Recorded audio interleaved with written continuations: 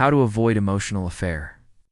Even if you are married to the best spouse in the whole world, if you do not guard your heart, you may end up falling in love with someone aside your spouse and eventually ruin your marriage.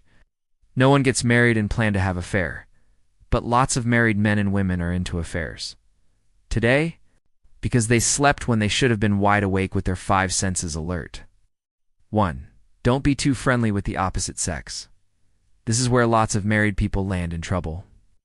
Over spirituality and pride will destroy your marriage. You can't handle close friendship with the opposite sex as a married person. Your heart is involved. Set boundaries. Be disciplined. Be cordial. Be respectful. Be godly. Be holy. Don't share your personal problems with an opposite sex friend.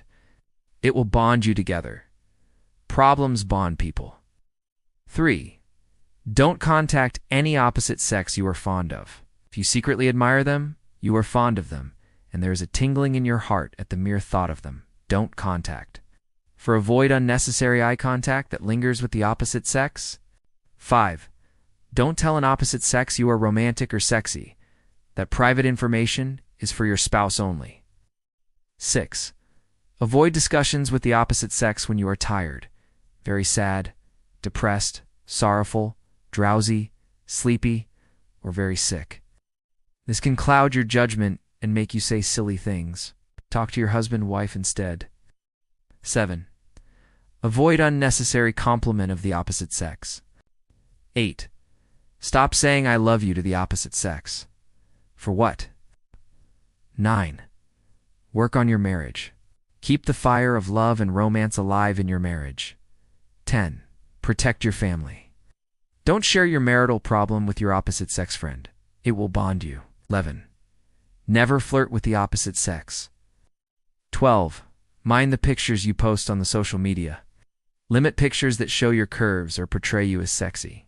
13. Do not contact all your ex after marriage. 14. Don't chat with the opposite sex on the days you are horny. 15. Stop focusing on your spouse's weaknesses and appreciate their strengths. If you always see the bad side of your spouse, you will be angry, bitter, critical, and look for someone who can understand you and make you happy aside your spouse.